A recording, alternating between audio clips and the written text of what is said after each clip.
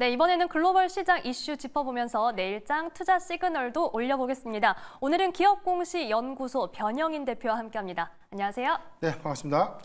네, 대표님 어째 오늘 인사가 더 힘차신 것 같습니다. 네, 힘을 좀 내봐야 될 것 같아요. 네, 그리고 또 힘이 나는 소식도 있습니다. 사실 앞서서 대표님의 선구안이 좀 통했습니다. 이 오늘 방송 전에 막 전해진 소식이죠. 유한양행의 비소세포 폐암 치료제 렉나자 미 FDA 승인을 받았는데 사실 지난주에 이 자리에서 일주일 전에 얘기를 해주셨잖아요. 네. 저희가 잠시 후에 이 관련해서 좀 리뷰, 투자 전략을 들어볼 수 있을까요? 네. 더 자세하게 또 해봐야 될 게 이제 전략도 바뀌어야 되겠죠. 네. 아무래도 이제 기대했던 결과치를 도출해냈으니까 이제 여기 관련된 향후 전략이라든가 여기에 이어서 우리가 좀 주목해 볼 만한 추가적인 어떤 모멘텀들 이런 것들도 자세하게 좀 다뤄보도록 하겠습니다. 네, 잠시 후에 그러면 저희가 이슈 이야기 먼저 나눠보고 들어보도록 하겠습니다. 자, 그러면 오늘의 이슈 첫 번째 화면으로 먼저 만나보시죠. 네, 첫 번째 이슈입니다. 잭슨홀 미팅 연설, 미국 대선 등 변수 상존입니다.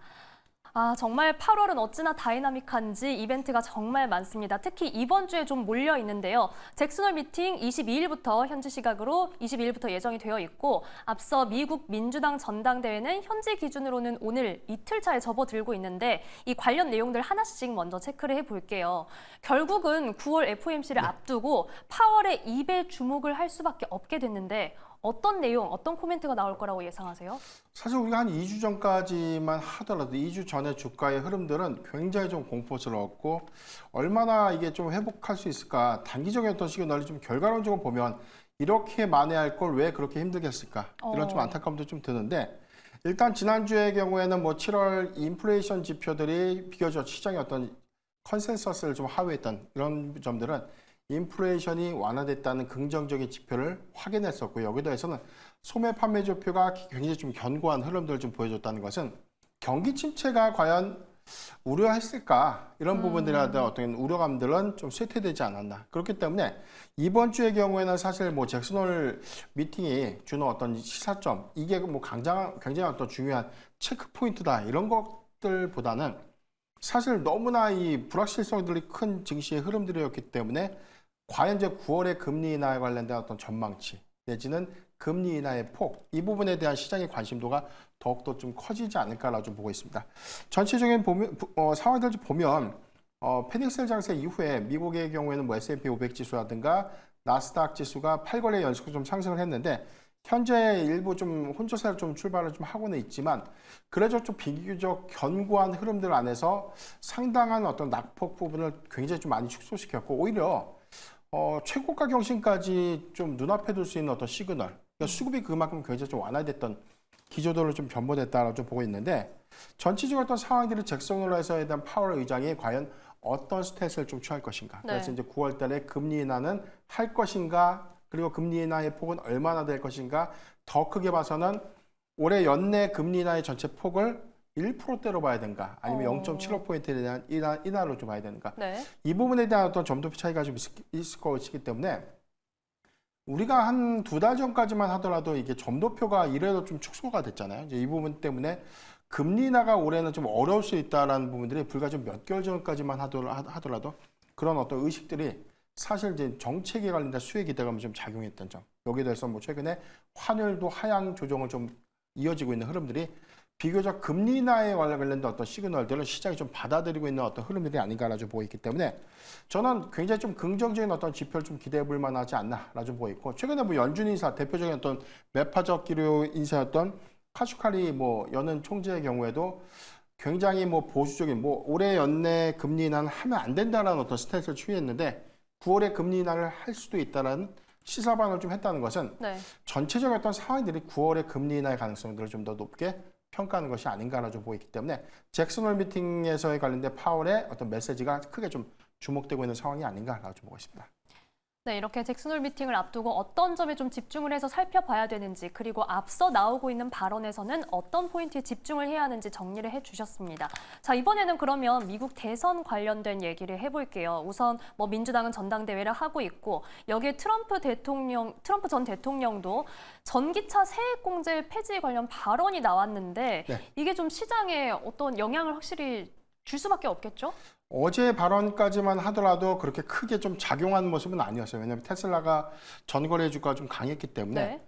그런데 지금 이런 노이즈 이슈가 좀 비단 뭐 갑자기 좀 나왔던 발언이 아니라 그동안 계속해서 강경한 어떤 메시지를 계속해서 좀 표현했다는 거죠. 뭐 IRA 규제를 본인이 당선이 되면 즉시 효력을 좀 정지한다, 기후 협약을 탈퇴한다, 뭐 그 이후에 뭐 보조금 정책을 폐지하겠다 내지는 중지시키겠다 뭐 이런 발언을 좀 했는데 내용을 좀 종합해 보면 지금 현재 그 바이든 행정부에서 추진하고 있는 부분들이 전기차를 구입할 때 이 제공하는 이 세액공제 인센티브가 전체적으로 최대 한 7,500달러, 그러니까 하나로 따지면 약 1,000만 원이 채 안 된 돈인데 이 부분을 세액공제 형식으로 전기차 실질적으로 어떤 보조금 혜택으로 좀 제공을 했던 이런 부분들을 본인이 당선, 재선에 성공하게 된다면 즉각적으로 해당되는 세액공제를 좀 폐지할 수 있다라는 어떤 발언을 좀 시사를 했는데 이게 사실 반은 사실 우려스러운 것이 맞고 또 반은 조금 더 지켜봐야 되는 어떤 부분들이 아닌가 이런 부분들에 대한 판단력들이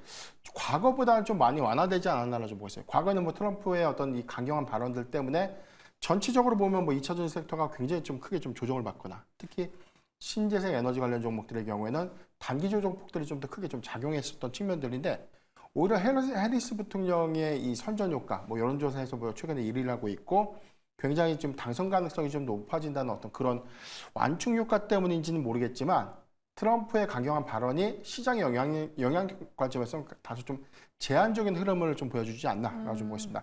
다만 우리가 좀 주목해야 되는 부분들이 만약에 재선에 성공하게 되고 즉각적으로 이 전기차에 부과되고 있는 이 세액공제를 폐지하게 된다면 그 여파는 사실 좀 단기간이 아니라 중장기관점에서 영향이 좀 있다고 봐요. 왜냐면 우리가 사실 전기차 캐즘 현상을 좀 보면 유럽의 전기차에 대한 보조금 정책이 폐지되거나 축소되면서 사실 뭐 작년 4분기부터 전기차의 판매량들이 좀 급감했던 그런 네. 부분들이 올해 상반기에 유럽의 이 전기차 판매량이 감소 요인으로 이어졌다는 측면들. 여기에 더해서 뭐 미국 시장의 경우에는 뭐 전기차 공급량들이 4월과 5월에 일시적으로 좀 더 증가된 흐름들이 있었는데 이 부분은 보조금 정책들이 아직까지 좀 유효하다는 측면들이 있기 때문에 유럽과 북미 시장의 전기차 판매량들은 좀 더 다소 다른 양상을 좀 보여주지 않았나라고 좀 보고 있기 때문에 만약에 여기에 관련된 세액 공제액이 축소되거나 폐지가 된다면 전 중장기 관점에서 전기차 판매량은 감소될 수밖에 없는 요인들, 판매량의 관점에서는 좀 부담으로 좀 작용될 수 있는 부분이기 때문에 전기차를 파는 완성차 업체들의 경우에는 뭐 할인 정책을 좀 고수할 수는 있겠지만 보조금만큼 강한 할인 혜택을 좀 주는 것들은 없죠. 이런 부분들을 우리가 주시는 좀 하되 그 영향력이 단기적으로는 좀 우려스러운 부분들에 대한 영향력은 좀 제한적이다. 이렇게 좀 말씀드리겠습니다. 네, 해당 이 발언에 관해서는 단기적으로는 영향력이 제한적이지만 만약에 이게 실제로 실시가 된다면 그때는 중장기적으로 봐야 된다. 이렇게 정리를 좀 해보겠습니다. 자, 그러면 저희가 잭슨홀 미팅 그리고 이 미국 대선 관련된 이슈들 이번 주에 좀 지켜볼 만한 내용들인데 사실은 이런 변수가 현재 시장에 좀 선반영됐다라는 시각도 있는 것 같아요. 대표님은 어떻게 보세요? 우선 뭐 미국 기술주들의 흐름들이 뭐 지난주에는 굉장히 좀 견고했고, 그러니까 저는 사실 우리 증시와는 너무나 대비되는 흐름들을 좀 보여주고 있지만 미국 증시의 경우에는 경기 침체 관련된 우려감들은 말끔하게 저는 해소를 했다. 이렇게 좀 보고 있고, 네. 더해서는 9월에 금리 인하 가능성들이 좀 더 높아졌다는 측면들은 오히려 위험 자산의 선호 심리가 개선될 수 있다는 부분들, 이 부분이 기술주들을 중심으로 한 이 투심이 좀 크게 좀 개선되는 요인으로 좀 작용하지 않았나를 좀 보고 있기 때문에 오늘의 일부 좀 조정 부분들은 저는 우려스러운 부분은 아니다. 이렇게 좀 보고 있고, 다만 시장에서 많이 좀 관심을 갖는 측면들이 금리 인하의 폭, 과연 이제 기준금리 0.25포인트의 인하이냐 또는 0.5포인트 빅컷이냐 이 부분에 관련된 관심도가 좀 큰데 두 가지 측면이 있습니다. 기준금리 0.5포인트를 좀 인하하면 이걸 악재로 인식할 수 있다. 이렇게 좀 바라보는 시각들이 있고요. 네. 이게 왜 그러냐면 그만큼 경기 지표에 관련된 경기 침체 우려감들을 의식해서 오히려 더욱더 강도 높은 금리 인하 정책을 고수했다라는 것들. 그러니까 이런 부분들과 연결선상으로 좀 이어질 수 있는 흐름들이 부담으로 좀 작용될 수 있는 요인인데 전체적인 어떤 시장의 전망치들은 기준금리 0.25포인트의 인하를 좀 눈앞에 좀 두고 있기 때문에 그런 어떤 우려감들은 좀 제한적이지만 그래도 0.5포인트 그리고 크게는 전체적인 어떤 금리 인하의 폭이 크다고 다 좋은 것은 아니다. 이렇게 좀 이해를 하시면 좋을 것 같고요.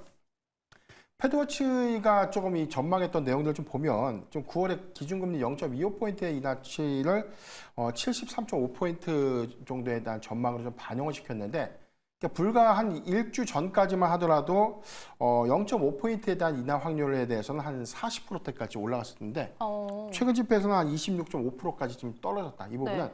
B컵보다는 0.25포인트의 인하 가능성들이 좀 더 크게 예측되고 있는 지표가 아닌가라고 좀 보고 있는데 물론 이제 가장 중요한 포인트가 좀 있죠. 9월 초에 8월 고용 지표가 있어요. 그러니까 여기 관련된 인플레이션 부분들이 다소 과열이냐 아니면 빠르게 좀 냉각됐냐. 너무 냉각돼서는 경기 침체 시그널을 줄 수 있고 너무 과열되면 인플레이션이 너무 견고하거나 이렇게 좀 볼 수 있는 거기 때문에 대체적으로 컨센에 좀 부합하는 수준이라면 경기 침체 우려감도 떨쳐내면서 오히려 9월에 금리 인하에 관련된 어떤 가능성들을 좀 더 쉽게 풀어갈 수 있는 어떤 전략적인 부분으로 좀 이어지지 않을까라고 볼 수 있기 때문에 아마 가장 베스트 시나리오는 9월의 고용 지표에 대한 확인 여부가 좀 중요하겠지만 전반적인 어떤 상황들은 그래도 9월의 기준금리 인하 이 부분의 가능성들이 지금 가장 크게 좀 나타내지지 않을까라고 좀 보고 있습니다.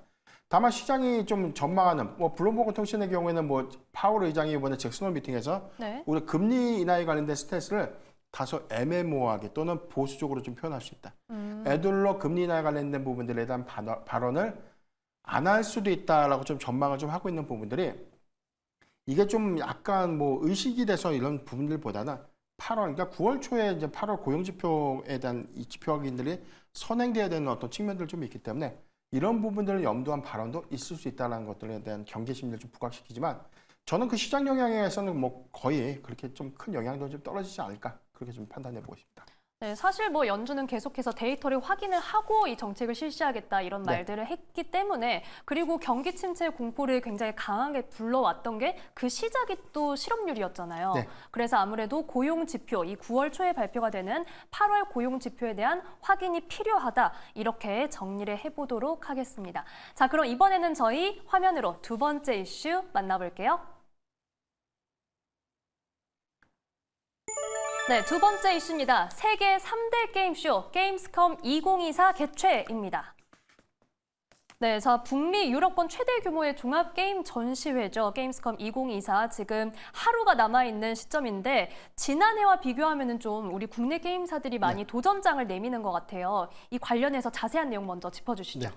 우선 우리가 이 게임쇼에 관련된 집중들이 단기적 일정 모멘텀으로 좀 봐야 되는가 이 관점에서 좀 해석을 해봐야 되는데 그러니까 제가 좀 바라보는 관점은 일정 모멘텀이기 때문에 지켜봐야 되고 여기에 관련돼서 기대감 때문에 매매를 해보자 이런 취지가 아니라 정확하게 설명을 좀 드리면 여기서 공개되고 있는 신작 라인업이 얼마만큼 시장의 관심도를 이끌어내고 하반기 내지는 내년 상반기에 얼마만큼 많은 흥행 기조를 이끌면서 실적으로 이어질 수 있을까. 그러니까 우리가 투자는 계속해서 이어지는 어떤 시나리오를 계속해서 우리가 좀 추적해서 관리를 해야 되는 부분이거든요. 그렇기 네. 때문에 지금 단순한 기대감에 의해서 뭐 단순한 이슈에 의해서 부각되는 어떤 매매보다는 여기서 이어질 수 있는 어떤 파생적인 흥행 기조 내지는 신작에 관련된 어떤 라인업들이 얼마만큼 파급력을 좀 갖출 수 있을까 이 부분을 좀 중점적으로 좀 체크하는 것이 좋지 않을까라고 네. 좀 판단을 해봤는데 우선 2분기 전체 게임사들의 실적 기조를 보면 실적 희비에 따른 어떤 차이가 굉장히 좀 컸습니다. 맞아요. 게임사들이 호실적을 냈고 예상보다 하회했던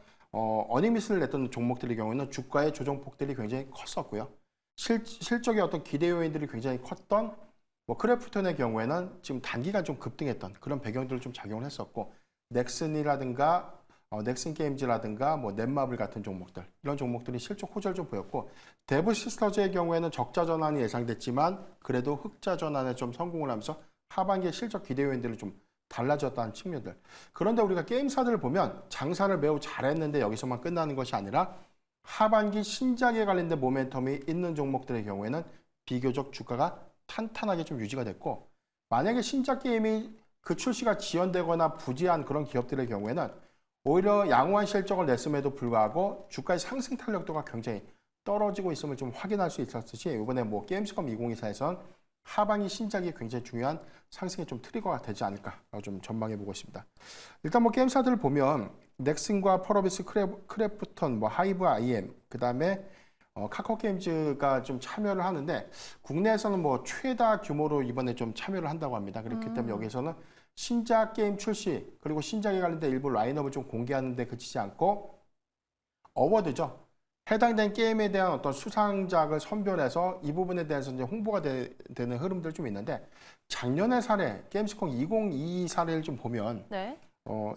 과거에 이제 이 네오이즈가 피해 거짓이라는 부분들이 크게 좀 시장에서 주목받지 못했을 때 영상 공개됐고 여기서 3관왕을 좀 차지하면서 주가 단기가 좀 급등을 했었어요. 오. 이런 배경들이 오히려 흥행 기조에 관련된 기대감들 아직 피해 거짓은 출시가 좀 내년으로 좀 예상되고 있지만 그 출시가 좀 지연되는 안타까움들은 좀 있지만 그래도 시장의 어떤 기대감들을 계속해서 좀 이어갈 수 있는 측면들 이런 부분들을 좀 고려를 해야 될 것 같고요.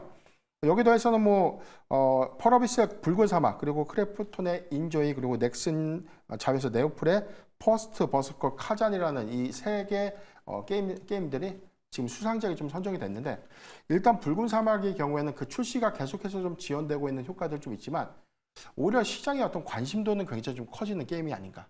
그리고 크래프톤의 경우는 배틀그라운드 IP를 좀 기반으로 해서 다크앤다크 모바일이 3분기에 이제 출시가 되고요. 인조의 경우에는 내년도 상반기에 신작 게임을 좀 앞두고 있기 때문에 이번에 신작이 공개되면서 시장의 관심도가 조금 더 높아진다면 북미 유럽 시장에 관련된 어떤 서구권 게임 문화에서 실적에 관련된 어떤 연동성들을 굉장히 좀 크게 나타내질 수 있지 않을까라고 보고 있기 때문에 단순하게 우리가 신작이 나왔다 여기만 좀 국한된 것이 아니라 얼마만큼 큰 많은 관심도 그리고 이게 흥행 기조로 좀 이어질 수 있을까 이 부분을 좀 체크해 보면 좋지 않을까라고 말씀드리겠습니다. 네, 또 말씀해 주신 것처럼 게임주 중에서도 국내 유저들이 집중하는 게임사가 있고 해외 시장에서 이렇게 집중하는 그런 게임주가 있는데 이번에 게임스컴 2024에서는 과연 이 신작을 소개를 했을 때 시장에서 어떤 기대감과 반응을 불러일으키는지 이 점을 주시해야 한다 이렇게 말씀을 해주셨습니다. 자, 그러면 게임주 중에서요 지금 어쨌든 크래프톤 사실 저희 자리에서 방송에서 말씀을 해주신 적도 있는데 크래프톤이 시총 1위는 꽉 잡고 있고 이제 시총 2위에 과연 NC소프트와 넷마블 중에 어떤 종목이 좀 자리매김을 하게 될지 이 점도 투자자로서는 좀 궁금하거든요. 일단 두 종목의 차이점이 좀 있죠.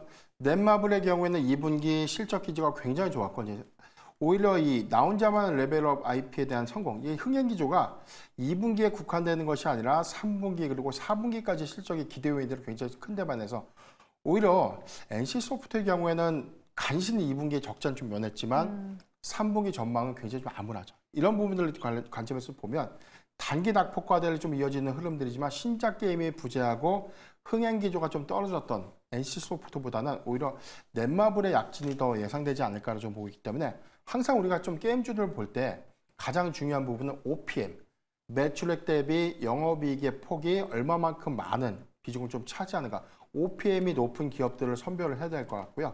여기에 대해서는 하반기 내지는 내년 상반기에 신작 모멘텀이 좀 남아있는 그런 기업들. 그래서 안정적인 실적을 바탕으로 해서 올해 하반기 내지는 내년 상반기에 오히려 이제 신작에 관련된 어떤 이 흥행 모멘텀들이 좀 남아있는 그런 종목들의 경우에는 오히려 주가 업사이드가 좀 예상될 수 있는 부분인데 신작 게임에 대한 출시가 지연되거나 오히려 3분기 내지 4분기까지 실적 기조가 좀 더 우려스러운 그런 종목들의 경우에는 조금 아쉽지만 접근은 좀 어렵지 않나.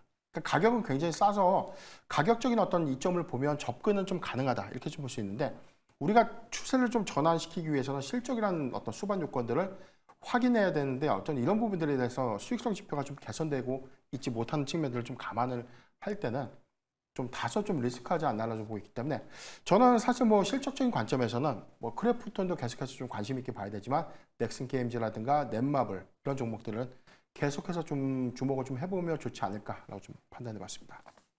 네, 사실 변영인 대표님 저희 지난주 방송에서도 결국 좋은 기업은 수익을 잘 내는 회사다 이렇게 얘기를 해주셨는데 게임주 중에서도 이 신작 기대감 거기에 실적 개선세를 어떻게 가져가는지를 저희가 지켜봐야겠습니다. 자, 그럼 이번에는 저희 방송에서 소개해 주셨던 종목들 투자 전략을 점검을 해볼 텐데요. 우선 수익을 보여줬던 종목 탑5도 화면으로 함께 만나보시겠습니다. 네, 크래프톤도 저희가 앞서 게임주 시총 1위로서 말씀을 드렸는데 크래프톤도 언급을 해주셨었고 또 잠시 후에는 저희가 유한양행 리뷰도 부탁드릴 텐데요. 우선 전반적인 리뷰 부탁드리겠습니다. 예, 우선 페트론의 경우에는 현재는 접근은 좀 불가능하다. 단도직입적으로 좀 말씀드리면 지금 1,500억 원 규모의 주주배정 유상증자를 좀 결정을 했는데 일단은 악재가 좀 나왔다고 보시면 좋겠어요. 왜냐하면 이게 단기적인 관점에서 주가 가치 희석 요인이 있느냐 이 부분이 우리가 이제 크게는 대한전선의 사례를 좀 대비해 볼 수 있겠는데 대한전선의 경우에는 전력기기 뭐 관련 종목들이 굉장히 큰 수급을 냈음에도 불구하고 사실 그 수급 반영들이 좀 더 뒤늦게 좀 반영됐던 측면들 중에 하나가 굉장히 무거웠던 주식. 이 부분은 대규모 유상증자 이후에 해당되는 물량을 소화하는 과정까지에 대한 시기가 굉장히 좀 꽤 이제 오랜 시간을 좀 소요했다는 점에 대한 차이가 좀 있었고요. 페트론의 경우에는 아직 뭐 이 증권 신고서가 좀 효력 발생되지 못했던 측면들 이 부분은 아직 상장 일정도 변경될 수 있는 여지는 남아 있지만 이런 것들을 좀 비춰봤을 때는 단기적 관점에서의 주가 가치 희석은 좀 불가피하지 않나. 그래서 좀 신규적인 어떤 접근보다는 해당되는 이 유상증자 물량들이 충분히 좀 소화하고 난 이후에 모멘텀이 좀 반영되는 구간에 재접근은 좀 가능하다라고 좀 언급을 좀 해드리겠고요. 크래프톤의 경우에는 뭐 앞서 말씀드렸듯이 실적이 주는 어떤 개선점들이 단순 일회성이 아니라 3분기에 신작에 관련된 흥행기죠. 다크앤다크 모바일 부분이 실적으로 좀 이어질 수 있는 부분들을 좀 더 주목해 본다면 추가적인 어떤 주가 상승력으로 좀 남아있다. 이렇게 좀 평가를 해보겠습니다. 네, 이렇게 펩트론 그리고 크래프톤까지 말씀을 해주셨습니다. 크래프톤은 상승 여력이 남아있고 다만 펩트론은 지금은 신규 진입은 자제하자 이렇게 정리를 해보겠습니다.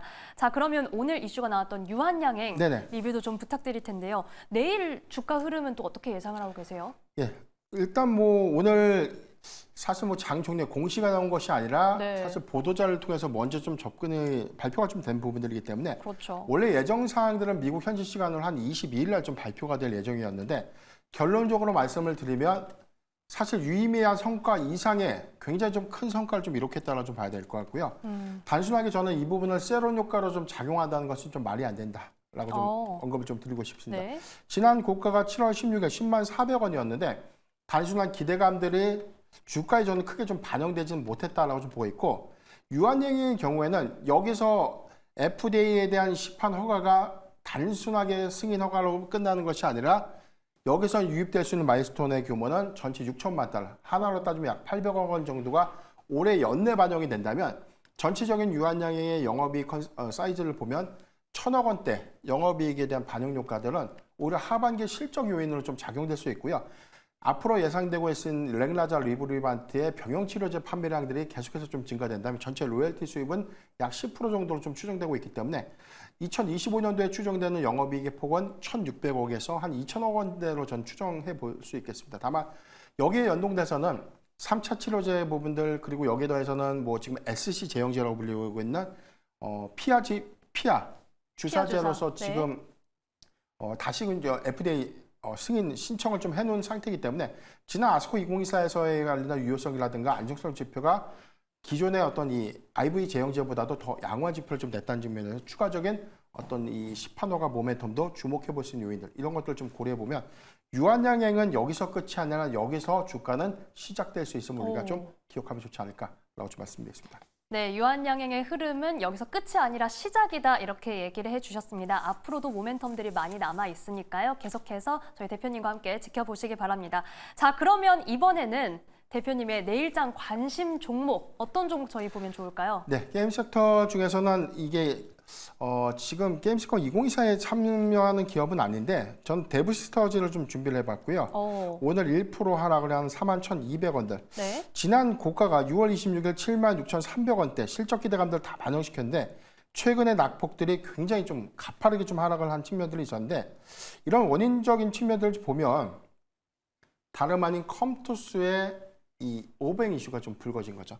그러니까 주요 주주였던 컴투스가 네. 지분 일부를 시장에 매각을 한 것인데 이 부분이 향후에 이 자본시장법에서 이제 다뤄지는 사조 매매 부분이죠.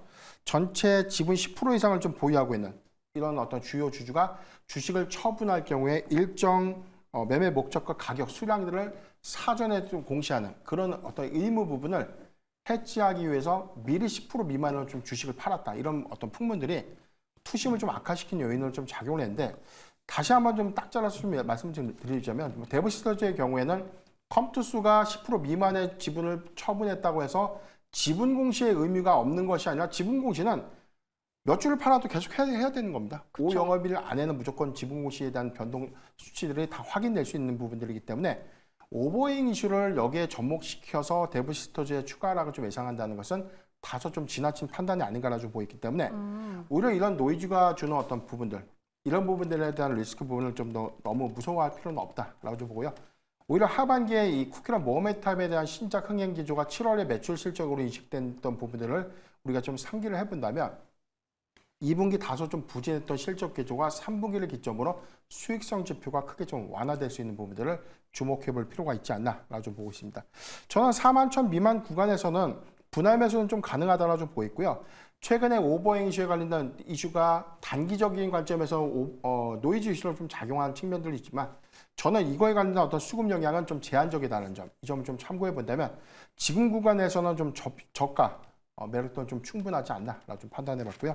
저는 목표가 5만 원, 그리고 손절가 3만 7천 원을 제시해 드리겠습니다. 네, 이렇게 데브 시스터즈에 대해서 소개를 해주셨고 이 컴투스 오버행 이슈 관련해서는 영향이 그렇게 파격적이지는 않을 것이다 이렇게 얘기를 해주셨습니다. 가격 전략도 제시를 해주셨는데요. 대표님 그러면 데브 시스터즈는 좀 일단 목표가를 봤을 때 저희가 차트에서 한번 부딪히기는 할 것 같거든요. 네네. 그럼 좀 단기적으로 봐야 될까요? 아니면 아무래도 실적 얘기도 해주셨으니까 올해도 볼 수 있을까요? 제가 항상 최근에 좀 이 목표 주가에 대한 갭을 한 15%에서 한 20% 정도를 좀 제시를 해주고 있는데 네. 단기적이죠. 그래서 뭐 크래프톤도 마찬가지, 유한양행도 마찬가지, 그리고 오늘 뭐 데브시스터즈의 경우에는 사실 게임스컴 2024에 관련된 이벤트와는 좀 다소 관련은 좀 없지만 최근에 낙폭 부분들이 좀 더 지나치게 과도한다는 측면들, 이런 것들은 우리가 공시의 부분들을 해석할 때 단순하게 물량이 추가적으로 나올 수 있기 때문에 주가 좀 빠질 수 있다. 이렇게만 좀 단정 짓는 부분들이 아니고 오히려 모 매체에서 좀 다뤘던 부분들이 지분율을 10%로 낮추면서 공시의 의무가 사라지기 때문에 언제든지 지분이 쉽게 시장에 유통될 수 있다. 이런 부분을 해석하는 것은 잘못됐다는 것이죠. 지분 공시는 해당된 주요 주주 요건, 5% 이상의 주요 주주 요건을 보유한 자는 1%가 변동되더라도 무조건 지분 공시를 해야 된다. 이런 부분들을 우리가 좀 상기해 보면 단기적인 관점에서 10% 미만에 대한 요건으로 오히려 지분을 쉽게 처분한다는 것은 어불성설이다라고 좀 보시면 되겠고요. 데브시스터즈의 경우에는 고점 대비에 대한 어떤 낙폭이 굉장히 좀 크다는 점을 우리가 좀 기억을 해보면 앞으로에 대한 하반기 실적 기대감들이 해당되는 어떤 리스크를 충분히 상쇄하고 남지 않을까 이렇게 좀 보고 있습니다. 네, 아무래도 이 데브 시스터즈는 관련된 공시 때문에 좀 투자자분들이 걱정을 많이 하시지 않았을까 싶은데 이에 대한 공포감을 좀 해소를 해주셨고요. 방망이 짧게 잡고 가자라고 말씀해 주셨습니다. 지금까지 기업공시연구소 변영인 대표와 함께했습니다. 오늘 말씀 고맙습니다.